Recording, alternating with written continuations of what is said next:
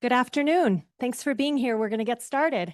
Really happy to have you here today. We're really honored to have Brad Udall with us to talk about a changing climate and how things look in the Colorado River Basin. Brad was here for an event yesterday evening that we held with the special collections at the library for a new exhibit honoring the work of Stuart Udall. And so we're really happy that you stuck around for this conversation today. And today's talk is really a really wonderful collaboration. It's sponsored by the School of Geography, Development and Environment. And this is their Friday afternoon Colloquium series. And so we're really happy to be slotted into their spot. And it's a collaboration with the Udall Center for Studies in Public Policy. And I'm Andrea Gerlach. I forgot to introduce myself. I'm a faculty member in the School of Geography and the director of the Udall Center. But it's also a collaboration with CCAS, so we're really happy, Amanda, you could be here today and help us out, and the Water Resources Research Center as well. So it really represents kind of how people at this university work together on issues related to climate change and water. So like in the spirit of how geography does their colloquium series, we have a new graduate student in our program, Mira Bush, who's going to introduce our speaker.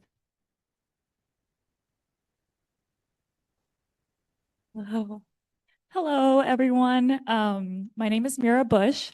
I'm a new graduate student in the School of Geography, studying tribal water rights in the Colorado River Basin. Earlier today, a handful of students were invited to lunch with Brad up on the 6th floor. We discussed the realities of climate change and water usage in today's world. While it wasn't exactly optimistic all the time about our collective future, it's imperative we have more honest face-to-face conversations with one another to move the needle forward. I'm so honored to be introducing our speaker today, Mr. Brad Udall.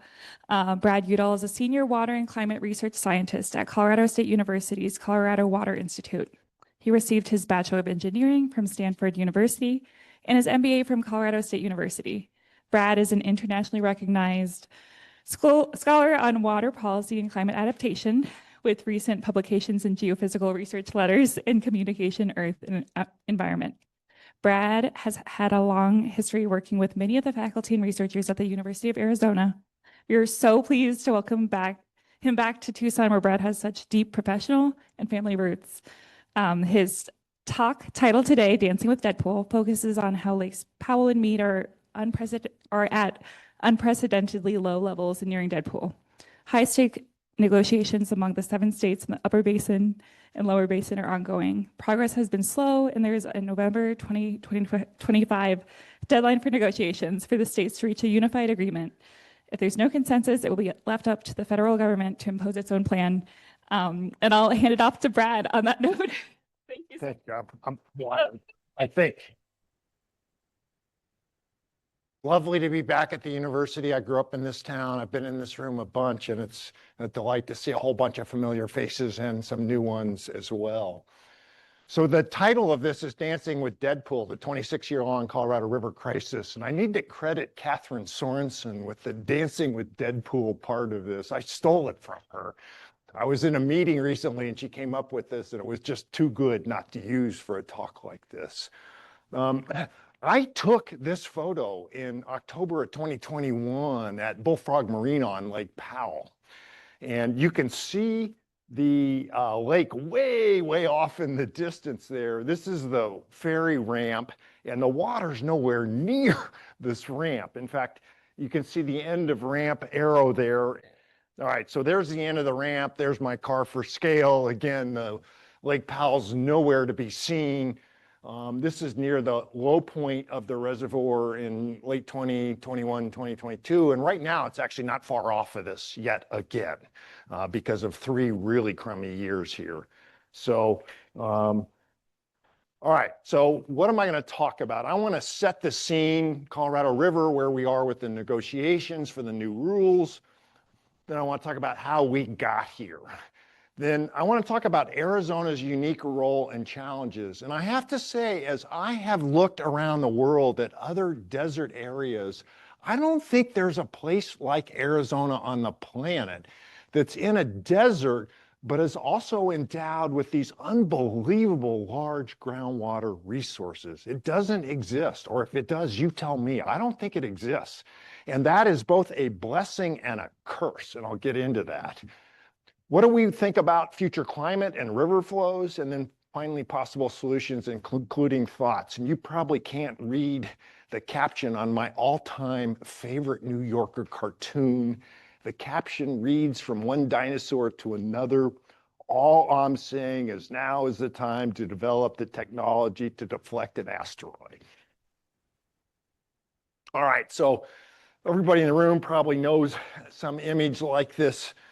Here's the upper basin and the lower basin of the Colorado River.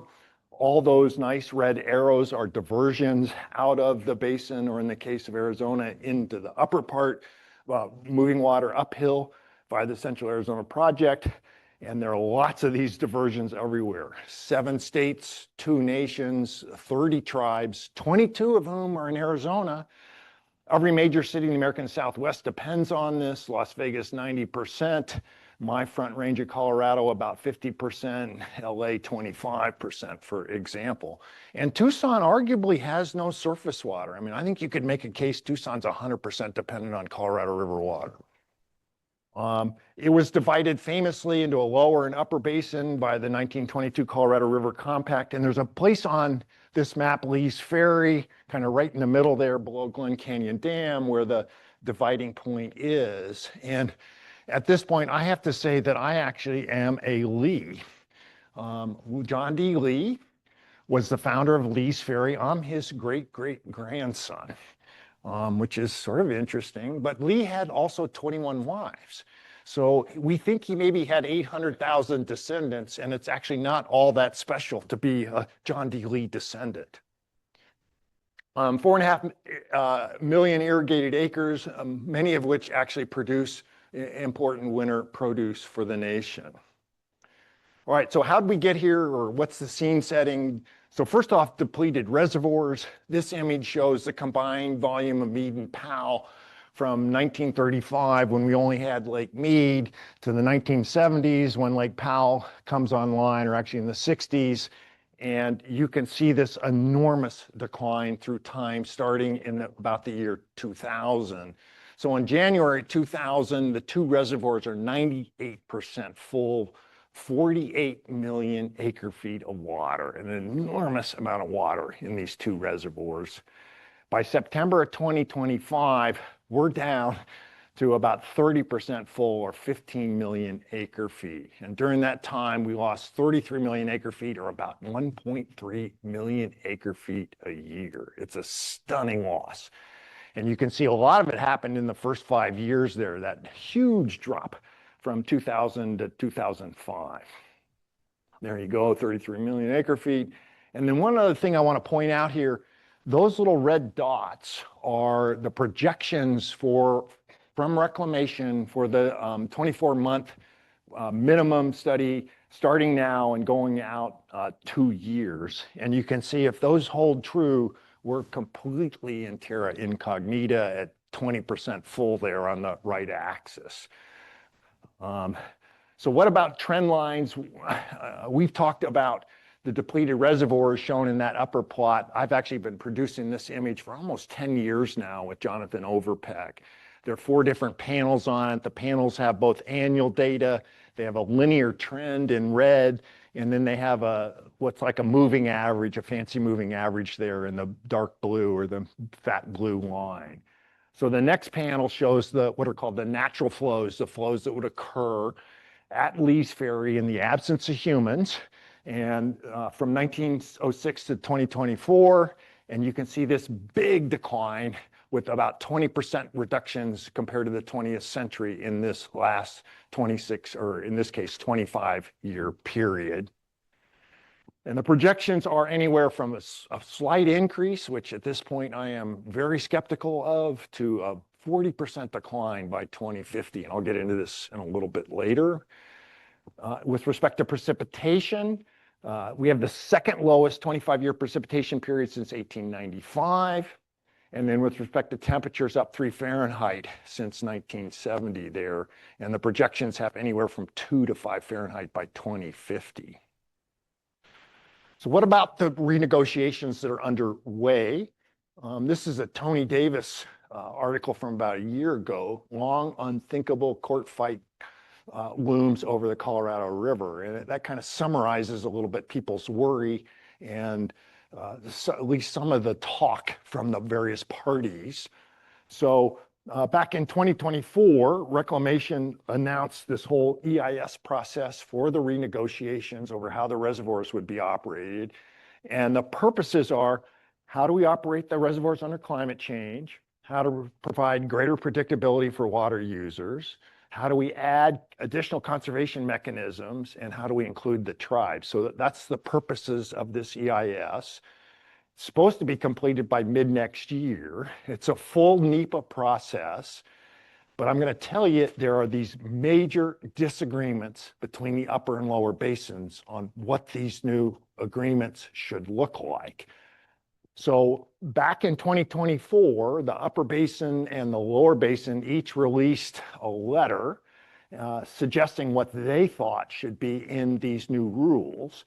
And there was a general agreement that there should be permanent reductions, something like permanent reductions of about 1.5 million acre-feet per year in the lower basin. And that dovetails very nicely, if you think about it, with the annual reductions I pointed out a couple of slides ago of about 1.3 million acre-feet lost per year. But beyond that, there is a complete disagreement between the upper and lower basins. So the lower basin wants the upper basin to share in additional reductions beyond the 1.5. But the upper basin, at least so far, has said, nope, we're not sharing. In fact, we were promised more water under the compact, and we want to increase our uses. The upper basin recently has even gone so far as to say there's no delivery obligation from the upper basin to the lower basin.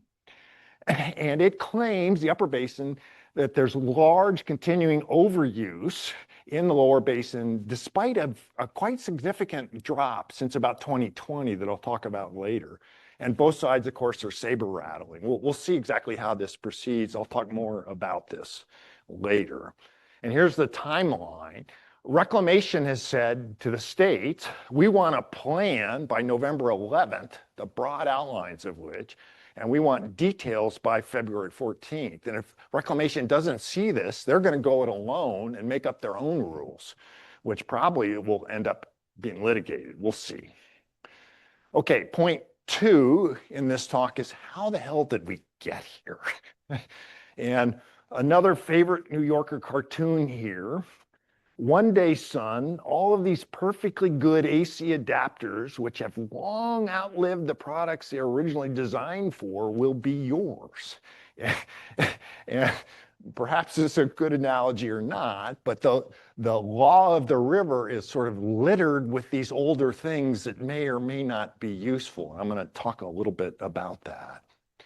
So the whole system's predicated on a whole series of agreements and Supreme Court decrees and congressional legislation, interstate compacts, and I'm going to talk about each one of these, actually. Here's a picture of the signing way back in 1922 of the actual compact. So let's look at the key provisions and key emissions in this 1922 compact. And the first provision that is often overlooked, but I would argue has led to maybe 90% of the disputes, is what is the geographic scope of the compact? The compact allocated the waters of the entire basin, including Arizona's Salt Gila Verde system, which Connie Woodhouse and I in 2022 suggested maybe has about 1.3 million acre-feet per year flow in it. In 1922, Arizona objected heavily to this. And the upper basin wanted it included. The Commissioner of Reclamation actually thought it shouldn't be included, but it ended up being included in the allocation of the river. And this dam, you're all probably familiar with, Roosevelt Dam on the Salt, was actually completed around 1915. It was one of 5 original reclamation projects authorized by Congress in 1903. So fully 20 years, roughly 20 years before the compact was signed, there were plans to completely utilize the Salt River system. And arguably, Phoenix doesn't exist without this system. And so you can at least understand why Arizona didn't want any part of having the Gila Salt Verde system included in the compact. Yet it was included. And a couple more things that fall out of this. So in Article 3, which is the guts of the compact's all of 4 pages, believe it or not. You know, if it were redone today, it'd probably be 400 pages once the attorneys got a hold of it. It's 4 pages. So there's a beneficial consumptive use allocation in Article 3A, which gives each basin 7.5 million acre feet. And of the 4 articles I'm going to talk about here, each one has a major dispute over it. So beneficial consumptive use was never defined. And you might think, well, that's no big deal. We all know what beneficial consumptive use is, but we don't. And there are 2 different kinds of beneficial consumptive use. So one, you could measure how much use got used on every field within the basin and add that up. Or you could look in the case of a Gila system where maybe you have 1.5 or 1.3 million acre feet of water in the upper basin, but maybe only 500,000 acre feet actually reliably makes it to the main stem. And in the case of Arizona, they would argue that the only depletions that matter are off of that 500,000 acre foot contribution to the river at the main stem. So if the state of Arizona were to use all that water up in the upper basin and had very little impact on what actually flowed into the main stem, that wouldn't count. Those are completely different ways of looking at beneficial consumptive use, and this was never defined. So Article 3B gave an extra 1 million acre feet to the lower basin.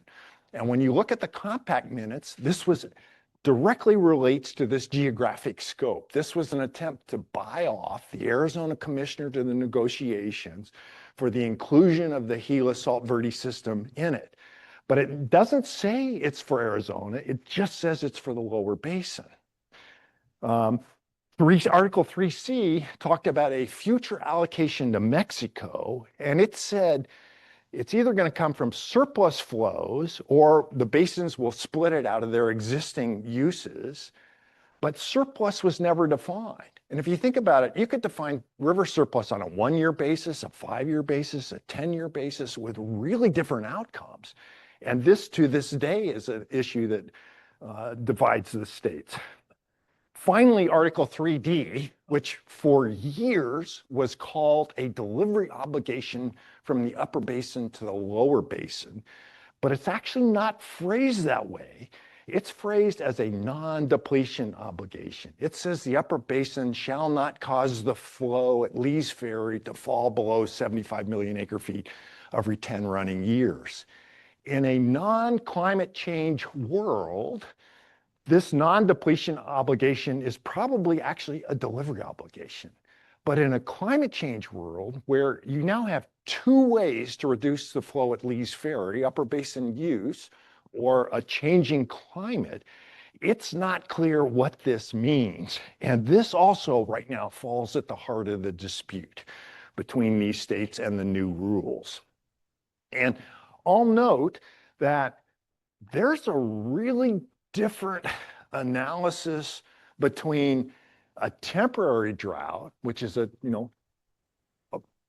reduction in flow for a short period of time, which is what the upper basin agreed to in 3D, not a permanent flow decline.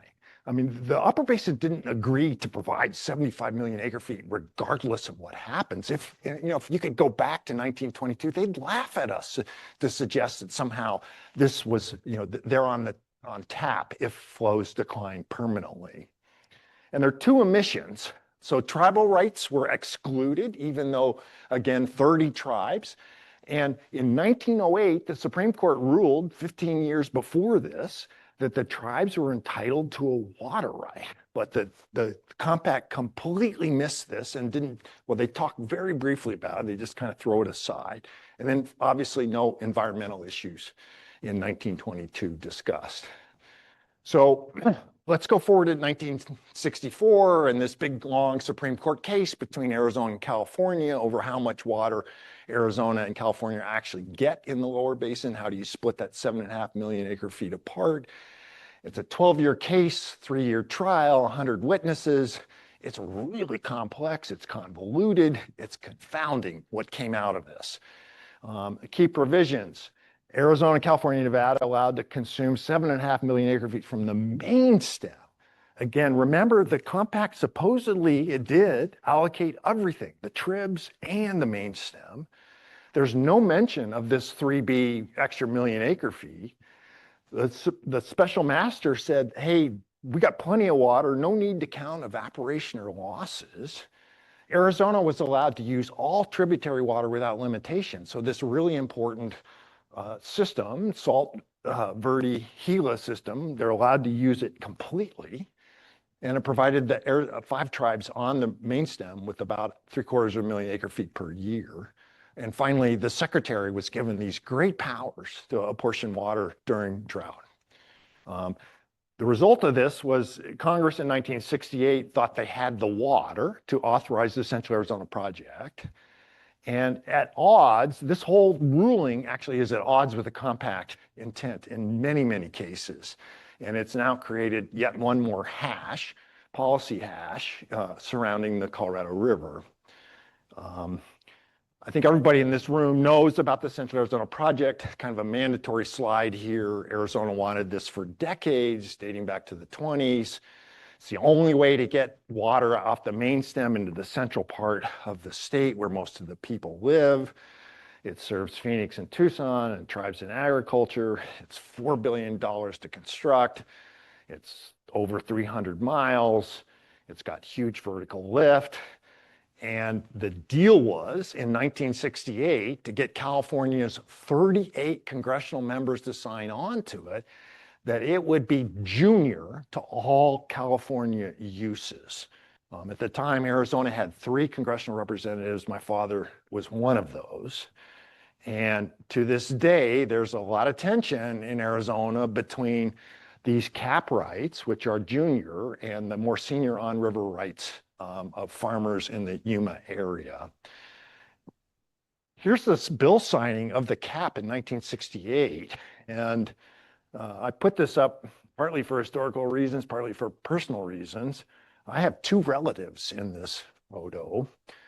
My uncle Stuart is sitting there behind the hunched over Carl Hayden from Arizona, chairman of the Senate Appropriations Committee.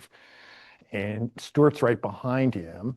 And then the guy on the tall guy there on the right with what my wife, I think, not very nicely calls the big ears, that's my father, Morris Udall, the late Mo Udall. So that CAP Act, 1968 Colorado River Basin Project Act, had a whole pile of stuff in it. And so I tried to put a big image of what all was in it. And here's what actually came out of it once it was all done. So working sort of from upper left all the way through this. So Central Arizona Project authorized. California got its senior priority. These things called basin funds got implemented. The state of Colorado actually got some projects out of it. The state of Utah got a project. New Mexico got a project on the Gila.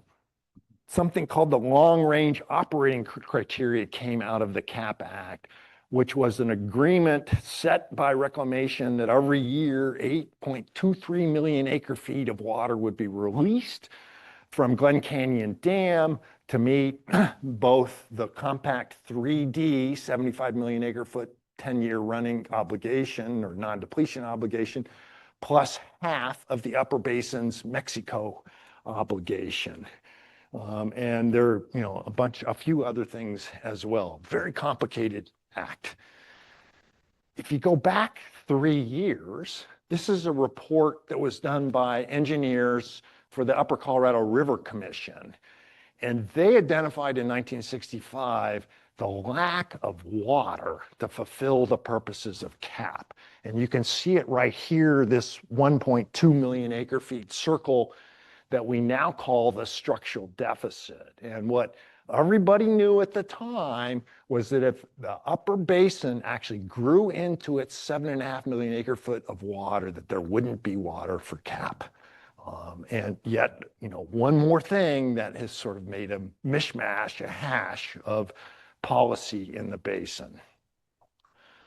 So in 2007, because of the big reservoir declines, the federal government asked the states, with Reclamation's help, to design some interim guidelines to deal with shortages and reservoir operations. And just to give you an idea what those reservoir declines looked like, I took this photograph on the lower right in 2021. And the upper photograph I actually got from a stock photo service. And if you look carefully, there's a rock in the foreground. Those two photos are taken at exactly the same place. So that's what we were dealing with in 2005. Despite the 2021 date on it, this is what it would have looked like in 2005, that lower photo. So basically, the 2007 interim guidelines, they set varying Powell releases, no longer fixed at 8.23 million acre feet via the long-range operating criteria. It set a whole series of lower basin shortages, set the Lake Mead elevations up to 500,000 acre feet a year. Much of what went to cap because of its junior status. It created this idea of intentionally created surplus, which allowed individual water users to store water in reservoirs if they could claim legally that they were going to use it but didn't use it. Prior to this time, if you didn't use water in a year, you lost it. And this has both good aspects and bad aspects. The way it was designed, it wasn't operationally neutral. So basically, the shortages that were set based on Lake Mead elevations, when they calculated Lake Mead elevations, included this private water in it, this water that had been set aside by individual users. That's not operationally neutral. And the one thing is users like it because it gives them operational flexibility. Arguably, it doesn't really save water, it just shifts it in time. And all these rules expire in 2026.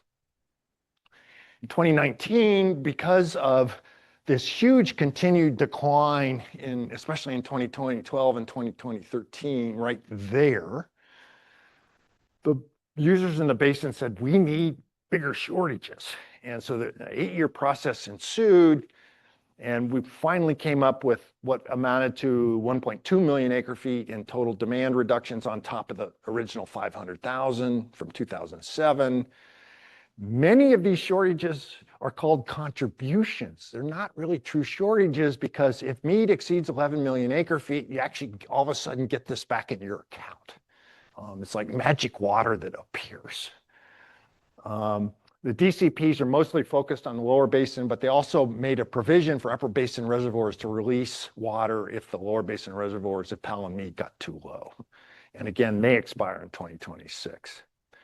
If you look at, we now shift gears and look at the hydrology here for a second. Each bar represents natural flow at Lee's Ferry. And this particular plot goes from 1906 all the way to 2025. And the question is, how different were the last 26 years from the 20th century flows? So the means are really different, 15.2 versus 12.3. That's a 19% decline. We have half as many high flow years now as we did in the 20th century, and we have 2.5 times as many low flow years. And if you repeated the worst 26-year period in the 20th century, the reservoirs would be something like 60% full, not 30 or 35% full. And so my takeaway on this is that the last 26 years have no 20th century analog. They're really different. If you also look at demands, and this data only goes through 2020, but still is really helpful. Let's just look at demand. So Mexico, if you add evaporation in, is about 1.8 million acre feet per year. Upper basin at 4.5 million acre feet. And the thing to note here on the upper basin demands is look how flat they are going back to about 1980. They never grew into their 7.5 million acre feet. They never did. And the lower basin now is about at 8 on the right-hand edge there, but you can see as recently as 2000 was almost at 10.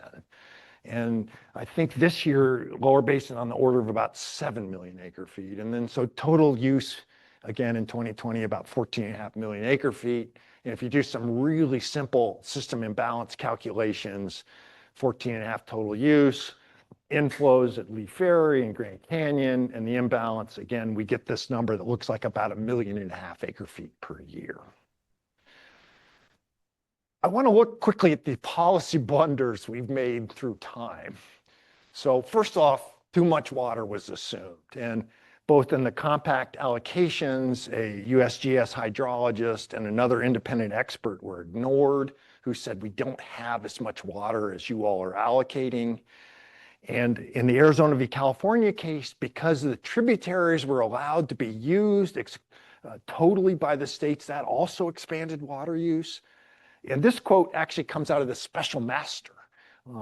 I am morally certain that neither in my lifetime nor in your lifetime nor the lifetime of your children and great-grandchildren will there be an inadequate supply of water for the metropolitan project in California. This is the special master in Arizona v. California, who now is seen to be completely wrong. From a hydrologist scientist, I would argue too many lawyers and too few technical people are involved in many of these discussions. I would argue that they're just completely unrealistic outcomes in many of these agreements. So the idea that you could make CAP junior to California, you could dry it completely up, at this point in time looks completely idiotic. I mean, it isn't going to happen. And I have to think that in 1968, if you looked at this, you'd go, wow, that isn't going to work in the long run. In 1968, the legislation said that the U.S. was going to pursue augmenting the Colorado River by diversions out of the Columbia and Snake River. That lasted about 3 days before the Pacific Northwest congressional representative said, nope, that's not going to happen. In 1968, the U.S. assumed the Mexico delivery obligation. Well, that is just nothing, right? Written on paper in the absence of augmentation means zilch. Inadequate water accounting. So in Arizona v. California, the special master said, hey, we don't have to account for evaporation losses in deliveries. Or we ignored these tribal water rights. Powell releases have been set too high in 2000 because, interestingly, the Upper Colorado River Commission in the modeling for the 2007 EIS insisted that reclamation use its aspirational demand schedule that ramped up demand through time. And because they put these basically fake numbers in the modeling, the end result was that they allowed for and created an outcome where Powell later in real life released more water. And it's kind of a crazy thing that happened, but it did. We had have your cake and eat it too. The ICS rules in 2019 and 2007, I would argue, again, are kind of too much water. And then a mishmash of state and federal responsibilities where Arizona's 22 tribes have this federal reserve water right, but then the state of Arizona is supposed to fill that. All right, so what about Arizona's unique role and its challenges? So there's little renewable water here, right? 18% total. These are Department of Water Resource slides, if you don't include the Colorado River. So there's nothing out here, nothing remaining for growth. And much of that's used for ag, which is great if you got lots of water in the desert, but if you have no water, it's not so great. So when you look at the Colorado River, a lot of this is used along the river for high-value farming. More than half of it is in central Arizona. And again, this Cap Canal cutoff issue. And there's the pie chart for Arizona's water supply. So there are huge amounts of groundwater, but not much is actually naturally replenished. Some areas in the state can't use groundwater anymore, like Pinal County or Western Phoenix for future growth. The 1980 Groundwater Management Act has actually had some success in the active management areas, but in other areas has had no impact where groundwater declines have been significant. And there's your groundwater part of the pie chart. That's a look at Arizona's 50 some odd groundwater basins. I mean, look at those. Again, globally unique, and some of them really facing challenges, right? Wilcox Douglas being one of them right now with subsidence and other issues. And CAP has replenished groundwater in some of the active management areas actually quite effectively, but other areas not so much. And this is an image that shows groundwater basin depletion through time, 1940 through 2020. You can see the total, these declines. These are cubic kilometers, 60, minus 60 in the whole state. You can see the Tucson AMA and Phoenix depleted until about 1970 when the Arizona Groundwater Management Act comes into place and actually then hold steady from there. We've got these big cities that grow, Tucson at 1, Phoenix at 5, and CAP is really critical in the case of Tucson and arguably Phoenix as well. And then these 22 tribes with 10 outstanding claims and a bunch of CAP water now put to tribal use. And let me just phrase this, the key concern is because there are huge volumes of one-use fossil groundwater in Arizona, there's a moral hazard here where entities in this state could create these large groundwater-dependent society economy using this irreplaceable groundwater. And once that's gone, then everybody else is sort of sitting there holding the bag. What do you do about this?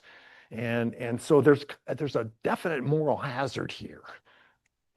All right, what about future climate and river flows? So I'd argue if you want to look at one climate chart, this is the one that matters. And these are greenhouse gas emissions through time going back to 1850 from our world and data. And the only way you stop warming is if that line goes to 0. It's now just a little bit under 60 billion tons a year. 1 billion tons has been described to me as 10,000 fully loaded aircraft carriers, if that helps you visualize 1 billion tons of greenhouse gas emissions. So we're still making the problem worse. Again, it's got to go to 0. And once we stop emitting greenhouse gases, temperatures will remain high for hundreds to thousands of years. CO2 concentrations, the blue line here, are up more than 120 parts per million since 1950 because of those emissions I just showed you. We're already at 1.5 degrees Celsius warming since 1750. And so the annual data here is shown going back to 1860. And you can see on the far right, those 2 dots at the very top are actually beyond 1.5. The upper one is above 1.6. Rate of warming may be increasing. So this is a paper by Jim Hansen, NASA scientist. Rate of global warming in the next 25 years could double. And let me point out 2023 and 2024. And then look at all the dots from about 1980 on that fit nicely in that red curve. We can actually explain the spread along that red curve quite nicely between El Nino, La Nina, volcanic eruptions, which cool the planet, a little bit of solar changes in irradiation. All those are explainable. 23 and 24 are not.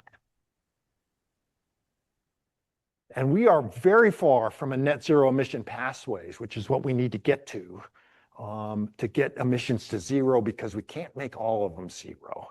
And so the line here on the left is that first chart of emissions. You can see it's a little lower at 50 in this plot. The other plot had about 55.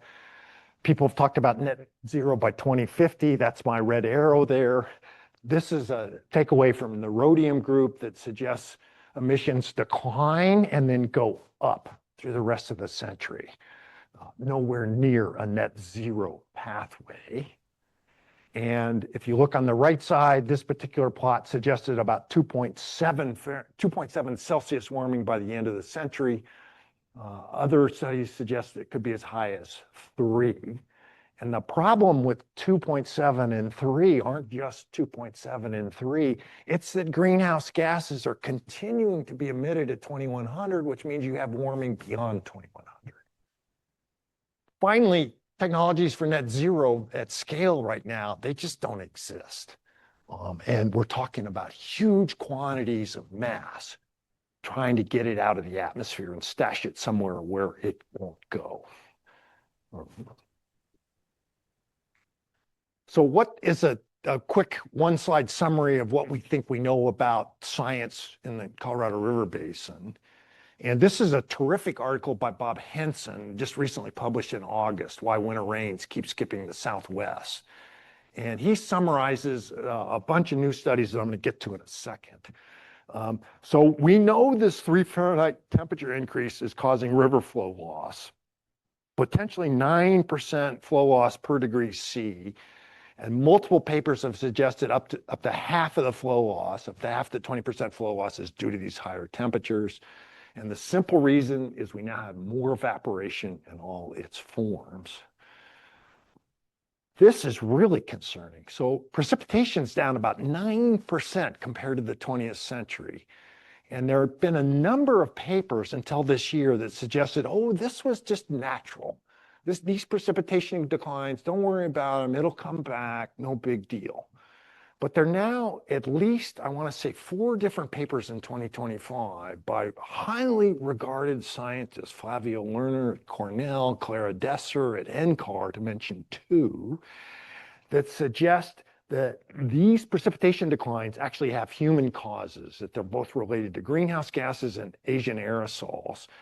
And that those greenhouse gases and aerosols have reduced precipitation, and this reduced precipitation will continue through the 21st century, which is super disturbing. We now have 2 to 6 week earlier runoff and green up. This means a longer growing season, which is yet more water use. We now have dry summer soils, and Park Williams' paper that talked about a 1,200-year worst case dry soils existing in the 21st century. This gets right at this. What we're seeing is summer declines in precipitation allow these soils to dry out. The following spring, when runoff would normally occur, those soils serve as a buffer, a sponge that soak up what would otherwise be runoff. We're now seeing decent snowpacks that generate really crummy runoff, and this is related to these drier summer soils, but may also be related to some other issues. This year, we had a 90% snowpack that generated about 45% runoff. And 90% snowpack shouldn't generate 90% runoff, maybe 80% runoff, but 45% is completely out of bounds. And there are now at least 6 years where we've seen pretty good snowpacks generate really crummy runoff. Then widespread groundwater declines. All right, so what about projections here?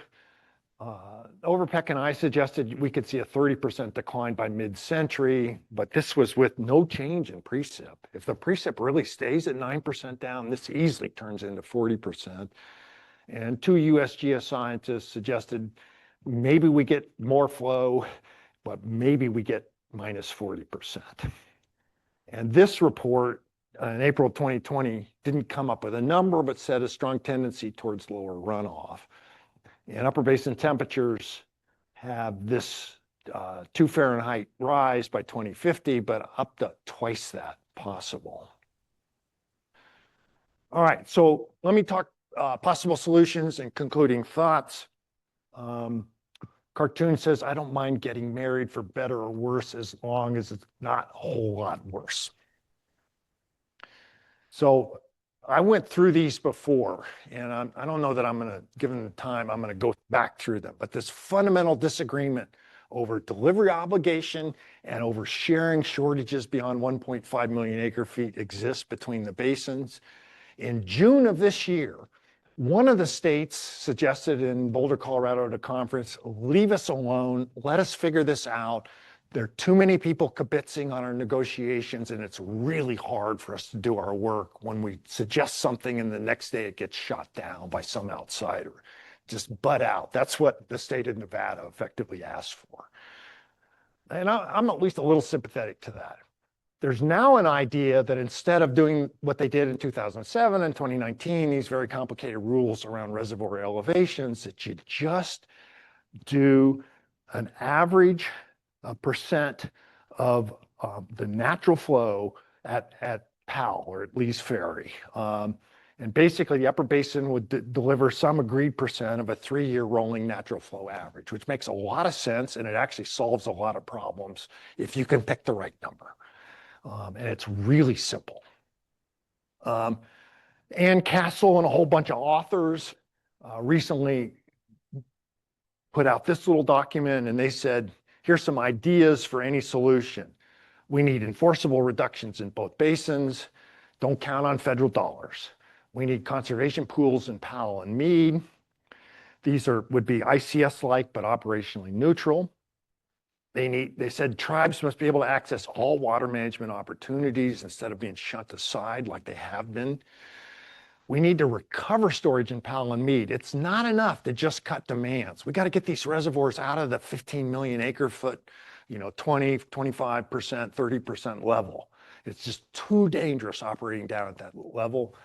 We need operational flexibility for environmental objectives, and we need to protect domestic water deliveries for public health and safety. And this actually surfaced in about 2024 when all of a sudden we all became aware that sort of the law of the river didn't cover like some really critical things like public health and safety issues with water, and even arguably power. So Glen Canyon provides backup power for Palo Verde nuclear power plant, which is absolutely critical. And if you drop Glen Canyon too low, you lose the ability to generate that power. I would argue that goes in the same bucket of items. So here are my thoughts. And this image is actually out of a paper in the Science Policy Forum from 2022. And basically what we found is if you're going to stabilize the basin when the reservoirs are below 15 million acre feet, right where we are now, if you had the flows from 2000 to 2022, so those same minus 20% flows, you need 3 million acre feet in lower basin shortages, and you need no increases in upper basin water use at the same time. So here's my kind of closing thoughts. Upper basin positions around this are completely untenable. They've got to share the climate change risk. They have an obligation to share water, and their statements about lower basin, in particular Arizona overuse, are just not helpful. There's a lot to like about this upper basin delivery obligation based on percent of natural flow. It avoids all kinds of issues. It's really simple to implement. The hardest part of these negotiations is actually selling the solution to in-state stakeholders, because that's where you could get knifed in the back. And the people trying to do this, I'd argue, are well-meaning, intentioned people, but they've got to have some space to deal with this. And selling it to in-state people needs a lot of politics. These infrastructure and public safety realities are critical. Outstanding tribal water right claims need resolution. I'm optimistic that we're going to get a solution here. I truly am, but I will tell you, we may end up with temporary litigation. That may just be where we end up with for a while. And obviously, Arizona is just completely central to this, given the centrality of the Central Arizona Project. And CAP is going to see less water. There's no question about it, but it can't see zero. That's not tolerable. And our current climate trajectory is beyond awful. I think that goes without saying. It's a whole nother talk about why we are here today. It's not just the US, it's the whole world backsliding on commitments. And I would argue both governance and capitalism failing to be able to deal with this problem. And with those wonderful words, I think we need to plan on 10 million acre feet a year. And I think that's it. Yeah. So thank you.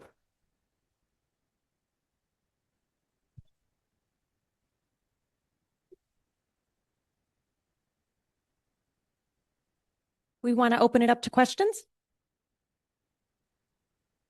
Introduce yourself first. My question is two prongs. It hinges on the expression "will not cause" in the 1922. If the natural flow with or without climate change, extended drought, or any other reason, all things that are made up by the upper basin states, pass through Lake Powell to Leaf Ferry, which is not Leaf Ferry, difference between that. USGS stream gauge 0.9380000 were to be 7.5 million acre feet or less, averaged over 10 years, and anyone in the upper basin states withdrew any water, wouldn't that be causing the flow to be less than 7.5 million acre feet, thus violating the 1922 compact, which is law? That's the first half of the question. And the second half of the question is, the reason it worked for 80 years was because the upper basin states didn't take their share of water. I think you said they took about 4 million acre feet.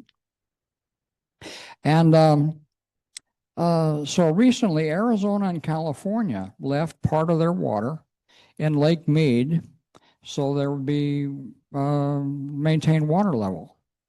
And they received monetary compensation for that. They were paid for that. And the upper basin states never got a dime for their contribution. And maybe that's part of the reason they're being so obstinate. I don't know. But wouldn't it be fair to compensate the upper basin states in similar fashion? And then I think you have essentially said this. How about everybody, including Mexico, receive amounts based on the mean flow over the past 3 years through Glen Canyon Dam, and leaving 10% split between Lakes Powell and Lake Mead to increase storage for contingency. My other comment was, in global warming, if we achieve no temperature increase, there's still the feedback mechanisms that take many years to catch up. And it seems to me that reaching no increase in temperature is not adequate. I don't know what, there isn't a solution. It's a challenge. Yeah, I mean, listen, I wouldn't want to be in the room, let me just say. But ultimately, we're going to have to solve this, or Mother Nature will solve it for us, right? The law of mass balance is an absolute taskmaster, and it will balance the water books if we do not. And it'll balance the water books in a way that's probably pretty ugly, actually. So there's a recent report out by many of the same academics that wrote that Pillars report that suggested that we don't actually have 15 million acre feet to spare right now. It's more, it's like half of that roughly, because of limitations at both Lake Mead and at Lake Powell and our ability to get water out. And if you have one more crummy year, you basically blow the entire buffer that's there, which then makes for, you end up with a run of the river system effectively. Whatever nature provides, that's what we're going to get to spend. And how it gets spent between the two basins is up for debate. But anyway, this new little paper Jack Schmidt and others put out is pretty eye-opening as to basically how close we are to the edge. And that little 24-month study, those little dotted red lines on one of my early plots, kind of hints at just how dangerous the situation is right now. Another question, Diana?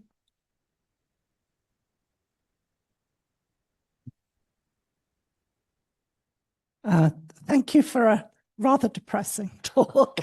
But one of the things that you didn't talk much about was the possibility of taking the water away from agriculture. Yeah. And I guess the simple question is, how much money would we have to throw at agriculture to reduce the water use significantly? Yeah. Well, it's super clear that ag is going to be a huge part of the solution and that they're going to get cut off. And I'll say in Arizona, this is not popular, but I would expect to see some water coming out of Yuma and ended up in the Central Arizona Project Canal at some point in time if this gets bad. And you're going to get to pay a pretty penny for that. I mean, it's billions of dollars. There have been people, in a normal federal government that was operating correctly, which we don't have, there have been people that suggested that this is not all that different than a hurricane in terms of costs. That you're talking tens of billions of dollars, and the US government consistently provides bailouts for these big hurricanes, and why can't that happen here? I don't know if I believe that or not, but it's an interesting argument, right? I mean, this is a slow-moving version of that that's literally tens of billions of dollars to fix. And yeah, so ag will be a huge part of it. As people and as the former general manager of Denver Water said, I mean, you could dry up all of the municipalities and you won't solve this problem. That gives you an idea just how big it is. Ag has got to participate. Another question? Will you introduce? I'm Kevin Antrikaitis here in geography and over in the Laboratory of Tree Ring Research. Thanks so much for this sobering and nicely updated too, thinking about the newer papers from Flavio Lerner and those groups. My question though is on something you just suggested or mentioned, which is the dysfunction of the federal government at this point. In past administrations, we could probably count on whatever was happening at the top, that within reclamation and the various federal agencies, that there would still be experienced negotiators and folks like that around. And we know that that might not be true anymore. What, from your perspective, is the role of the current federal dysfunction in sort of negotiations, or can the states handle it no matter what? I'm actually more optimistic about sort of federal interference and dysfunction here than I would be about almost any other topic that you could bring up. So, my sense is that reclamation at the highest levels is trying to solve this. My sense is you have capable, competent, well-meaning state negotiators. You just have a real fundamental dispute about how to solve this. And I would argue in the case of the Upper Basin, my state in particular, which has really kind of been thorny about this, there's a lot of kind of negotiating tactics going on that hopefully disappear at some point. I mean, my state loves to point at the Lower Basin and talk about all the overuse down here. And it includes all this tributary water use in the use figures. And so it looks like the Lower Basin's using huge amounts of water. But that's what the Supreme Court allowed in 1964. It's not what the compact really says, as I tried to point out, but it's what the Supreme Court allowed. And it's really kind of, I don't know, it just feels not helpful. I said not helpful. I could use harsher terms, but not helpful will suffice here. So anyway, count me as not as pessimistic on this issue with regard to federal government help as I would be on almost anything else. Tells us something about the other issues. Yeah. We have a lot of people on Zoom, so we're going to take a question on Zoom. Okay, this is from Trace English. He asks, ADWR estimates that there is net natural recharge in Tucson, AMA, of about 60,000 acre feet per year. Is this true? And isn't that a major part of Tucson's renewable water supply? So yeah, I mean, I don't know the ADWR numbers, and I come into Arizona, a little scared about talking about local issues because I don't have it sounds like a reasonable number to me. Yeah, sounds like a reasonable number to me, and would be part of Tucson. So maybe my comment that Tucson, has no replenishable renewable supplies is off the mark to some degree, but they do heavily rely on CAP, right? So I don't think my comment is completely off the mark. Okay. It's from another Zoom participant about the open cap canals and why do we use open cap canals, recharge basins, et cetera? It just moved. When we need to reduce evaporation in Arizona. Yeah, and I, again, won't speak too much to this, but this issue's been raised repeatedly about these open canals and the evaporative losses, and I don't have numbers off the top of my head to talk to you about. Like everything, this is an expense issue, and also, I mean, sometimes you need to sort of think through what you're doing here. People have talked about putting ping pong balls on reservoirs to cut down on evaporation, and sometimes that's not really well received by people. In theory, it sounds great. I don't know the realities of it. And if money were no object, for sure, you'd want to cut that down. But I can't give you, even order of magnitude numbers to figure out how big a deal this is. Oh, thank you. Thanks, Brad, for the talk. With all the attention paid to the ongoing negotiations, it's easy to lose track of the fact that they really won't solve the problem. They don't generate any new water. Yeah. So with that in mind, do you have any comments? Again, it's an Arizona question, sorry. Yeah. Do you have any comments on WIFA's efforts to import water and the various proposals to add water to Arizona's portfolio? Yeah. Well, I mean, to be fair, Carl, you could solve it if you whacked a lot of demand, right? I mean, you can, there are two levers here, demand and supplies. You're arguing, or at least suggesting, how do we increase supplies? There may be a case where Arizona buys a desal plant down the Sea of Cortez. I mean, at one point in time, this was being discussed not too long ago. I think that's a 40, 50, $60 billion enterprise off the top of my head. So not cheap at all. Yeah, not cheap at all. Ag can't use that water unless you give it to them, but they're not going to pay for it. So that's one solution. Historically, people have talked about importing Missouri River water or something crazy like that, or Columbia River water. I see zero chance of that ever happening, for obvious political reasons. At one point in time, here's one little political twist. At one point in time, somebody suggested, well, we'll just import Missouri River water into the Front Range of Colorado, and the Front Range will then stop taking Colorado River water. You know how popular that was? We're going to trade our Rocky Mountain spring water for Missouri River water. That's not going anywhere. Politics are everywhere in this. Yeah.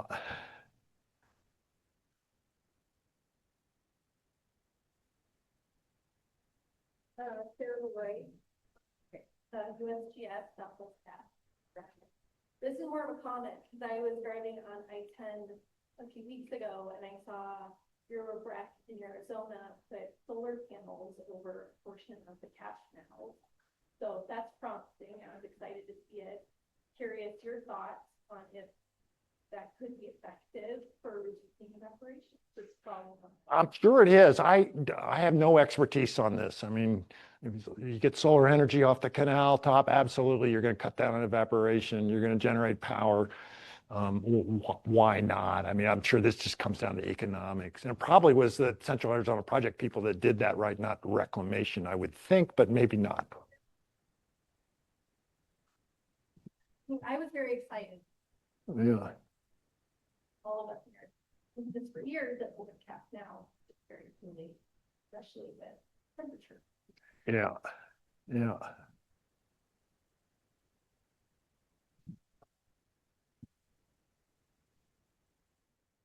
I'll just clarify on the last question that the solar power panel installation on the cap portion that runs by I-10 between here and Phoenix is actually a project of the Gila River Indian community.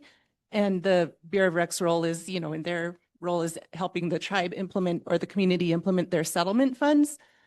So that's a really innovative initiative. It's the first of its kind in this hemisphere, and it's a product of a tribe that has been able to secure its water rights that include a share from waters of the Colorado River.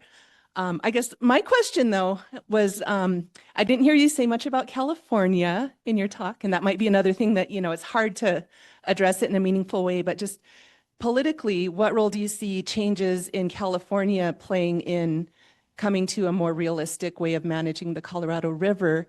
And what kind of pressure will it take between all of the other tribes in the basin maybe to I guess, bring California to a more reasonable position too, as far as cutting uses and changing allocations within their own system?